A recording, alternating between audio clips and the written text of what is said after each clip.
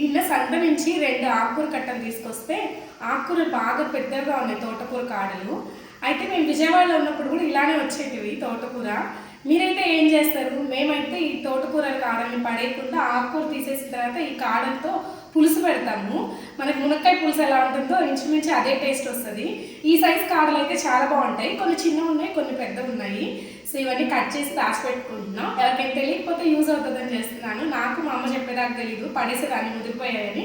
కానీ తోటకూర కాడలతో ఫ్రై కానీ పులుసు కానీ చేస్తే భలే ఉంటుంది. ఎప్పుడైనా చేయకపోతే ట్రై చేయండి. ఏతగున్న కాడలు అయితే ఇలా అంటే వచ్చేస్తాయి. పీచు వచ్చిందంటే కొంచెం తీసేసుకోవాలి. ఇట్లా ముదురుగున్న కాడలు అయితే మనం కత్తితోనే కట్ చేయాలి తప్పదు.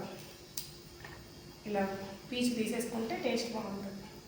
ఆకంతా వచ్చేసిన తర్వాత ఆ కాడల్ని పడేయకుండా ఇలా నీట్గా క్లీన్ చేసుకున్నాం అనుకోండి, ఒకరోజు కూర వస్తాయి. సో ఇవి తోటకూర కాడలు అనమాట. పులుసు చూసారా ఎంత డిలీషియస్గా ఉందో.